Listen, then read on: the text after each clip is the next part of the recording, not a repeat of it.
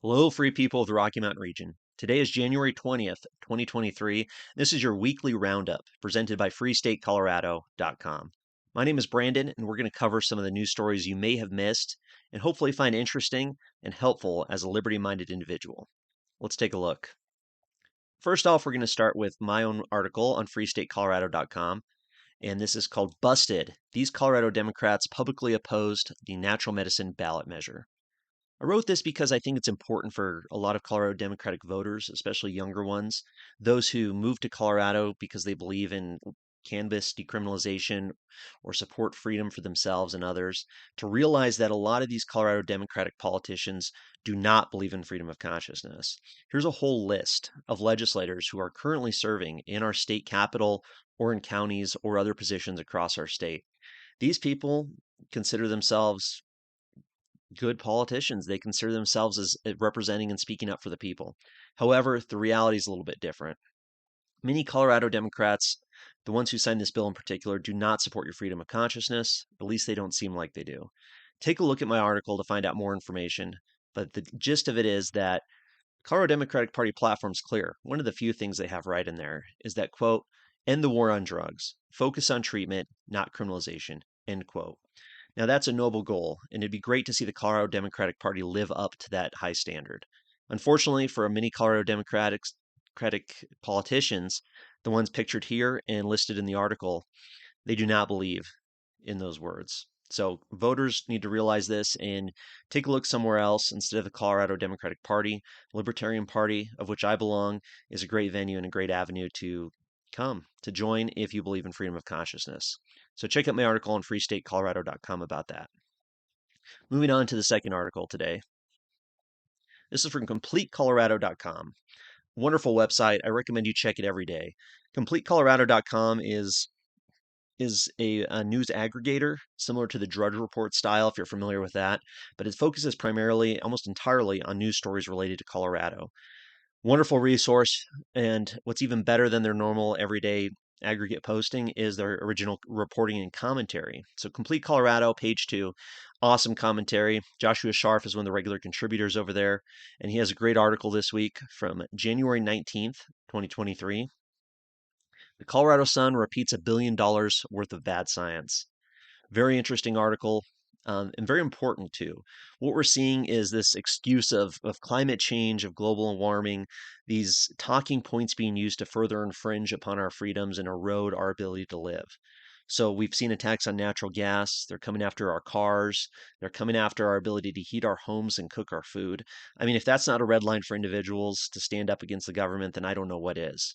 But this article has some wonderful information and full of great talking points for you to use as an activist or maybe as a political figure in the future. So every year, as Joshua Scharf points out, NOAA, the National Oceanic and Atmospheric Administration, issues a report on their billion-dollar events, quote unquote. So these are supposedly events caused by climate change that cause $1 billion or more in property damage every year. And of course, this is just government propaganda, government talking points that is recycled by politicians in their attempts to further restrict our rights and freedoms. I love this line here from Joshua Scharf where he says, this is government-made junk science, and the sun is amplifying it and enabling it. Government-made junk science is this report from NOAA coming out and claiming that without human involvement, then somehow these quote-unquote billion-dollar disasters wouldn't have happened. It's a great article that kind of dives into the science and provides some good information. Moving on. Colorado car theft still surging as state cruises toward new record. This is from January 17th, 2023, from the Maverick Observer.com from an I.S. Peterson. So, really sad news. Probably everybody watching this or everybody in Colorado knows somebody who's been affected by the out of control crime and violence that's plaguing our state. And unfortunately, the government has no solutions. The government needs to get out of the way and let individuals take care of their own communities. Of course, when there is violence and there is crime, politicians only have one answer, and that's to increase their own power over our lives. It's not going to solve the problem and, in fact, make things worse. So, sadly, recording the article here, using totals from January to June of 2022, Colorado will have an estimated 48,000 instances of a vehicle theft by year's end. a staggering number of cars, 48,000. Denver International Airport had the equivalent of 21 cars stolen every day in August of this year. I mean, cars stolen every day. 86% auto cases have risen from 2019 to 2021. Greater Denver, Aurora, Lakewood, and Pueblo are number 2, 3 for the entire United States. So the entire United States, there's more car thefts happening in Colorado per capita than anywhere else. It's absolutely shocking. Of course, people need to start taking a little bit more responsibility for keeping your car safe, invest in some safety equipment or security equipment, and maybe get involved out in the community to stop this crime from happening. But it's a shocking symbol or sign of where our state is going. So learn how to protect yourself, people. Our next article is from the Gazette, the denvergazette.com editorial board here on January 18th, 2023. Don't always agree with their editorials. Oftentimes they are pretty good, but this one in particular was very good. Hands off Coloradans' TABOR refunds. If you're not familiar with TABOR, TABOR is the Taxpayers' Bill of Rights. Just celebrated its 30th anniversary. There was a wonderful party last week in celebration of 30 years of TABOR, of Taxpayers' Bill of Rights, protecting our money. What TABOR does is, if you don't know, is it prevents the government from stealing more out of our paycheck, more out of our wallets without a vote of the people. So taxation, of course, is theft, but at least in Colorado, the voters have to approve this theft. Politicians just can't willy-nilly decide to tax us, increasingly so. So, of course, TABOR, because it restricts the government's ability to steal our money, is a target of many Democratic lawmakers. In particular, there are two offenders that really need to be held to account and hopefully can get kicked out of the legislature. And that is Representative Kathy Kipp from Fort Collins and Senator Rachel Zenzinger from Arvada. They basically propose to spend the remaining TABOR surplus. Now, the TABOR surplus is what pays us our tax returns, but they want to take our TABOR surplus and send it to education, to some bottomless bottomless pit of government spending. So shame on Rachel Zenzinger, shame on Kathy Kipp. You people are absolutely shameful in your attempt to steal money out of our wallets during these hard economic times. There are working class families in Colorado who are struggling to get by, and we have these hoity-toity Democratic politicians pushing ideas to steal more of our tax money, to steal our tax refunds. Shame on you. People need to get fired up about this, and it's very, very upsetting to see just how desperate these politicians are to control the entire world. So check out that article. Next article on the list is from the Washington Examiner from January 17th, 2023. Article is titled, Lauren Boebert Lands a Spot on Powerful House Oversight Committee. So Lauren Boebert is a very famous, to some, infamous to others, congresswoman out of Colorado. I think she does a pretty good job compared to everybody else out there. We need people who are actually going to speak up and stand up for the people in the community and the working class in particular. Lauren Boebert has done that. Now, of course, Lauren Boebert did receive some attention here because she was one of the final holdouts in Kevin McCarthy's bid for House Speaker. So there was a lot of criticism, unfortunately, coming from some establishment Republican officials here in Colorado, criticizing Boebert for not fully supporting Kevin McCarthy initially.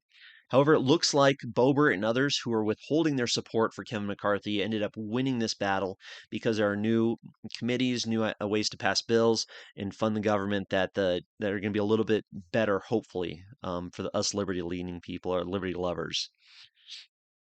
So, from the article, the Republican, Lauren Boebert, who narrowly won her seat in Colorado's 3rd Congressional District in November, will sit on a panel already gearing up for investigations into the Biden administration.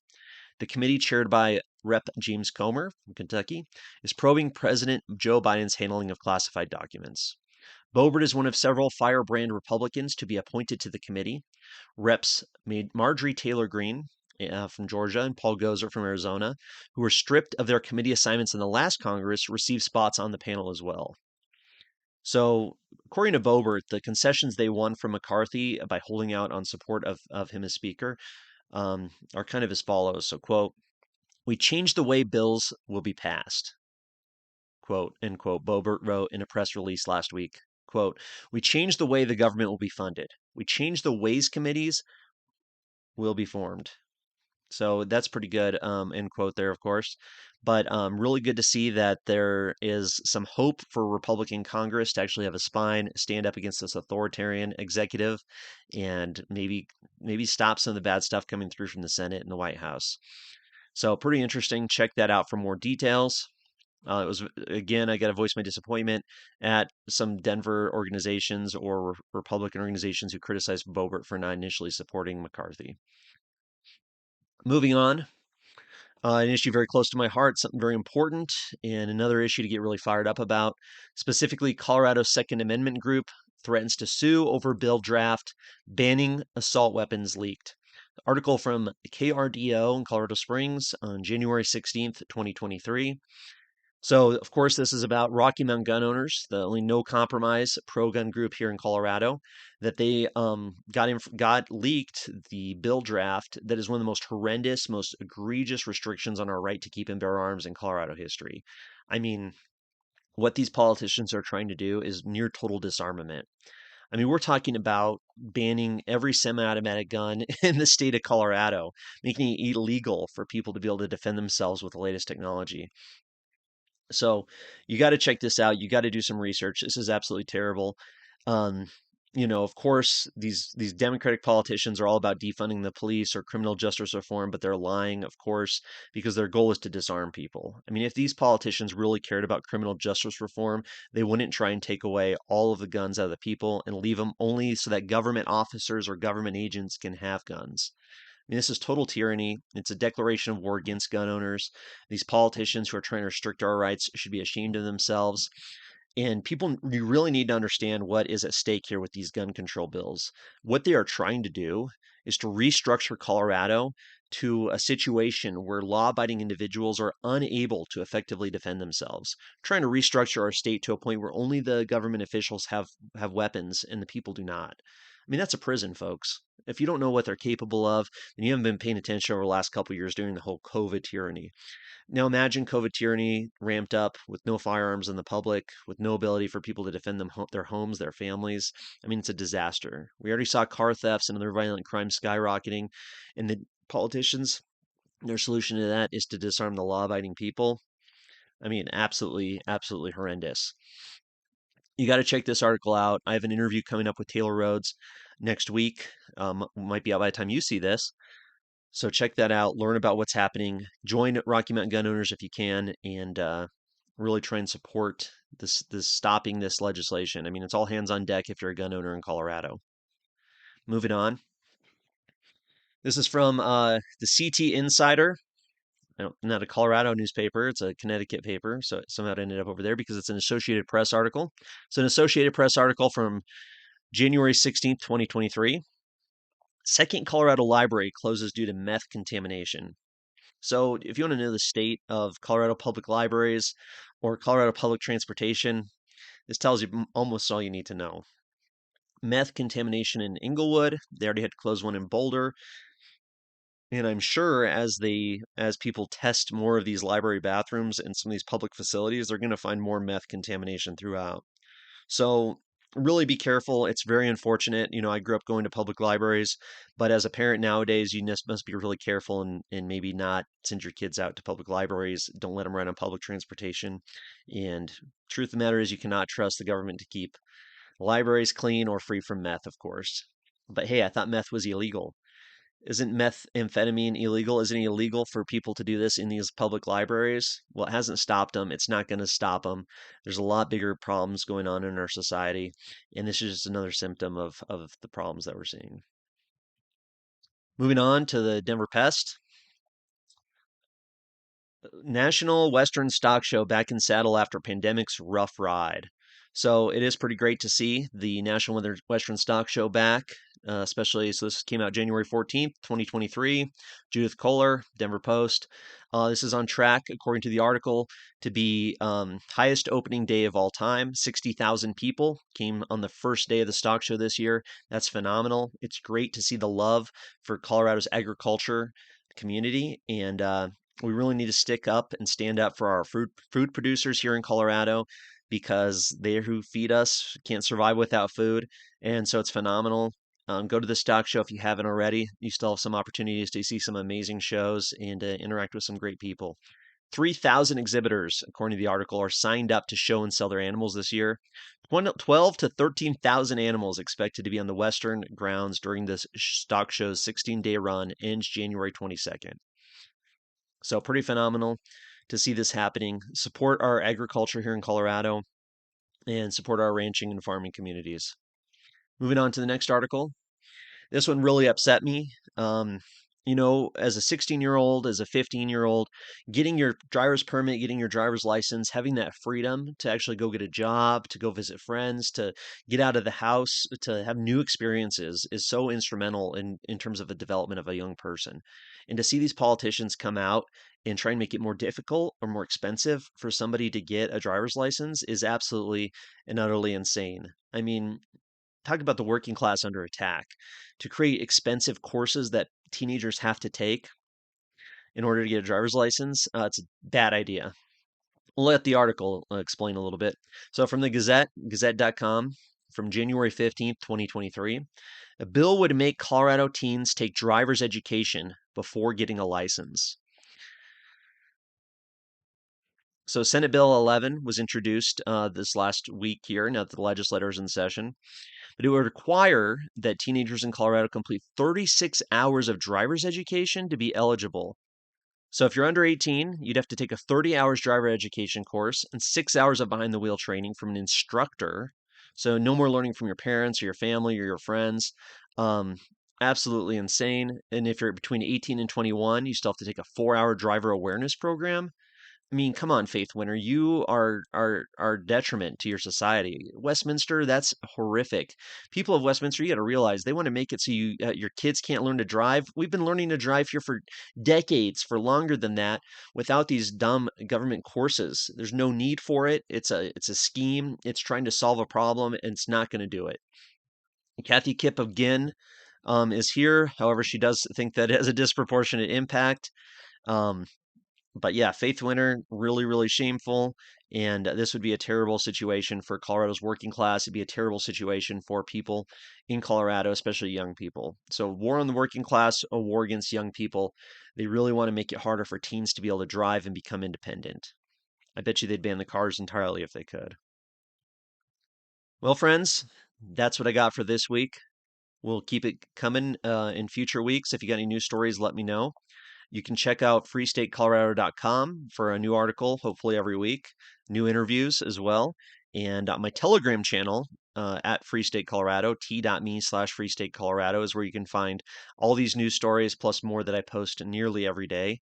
So thank you very much. Stay free. Look forward to hearing from you. Take care.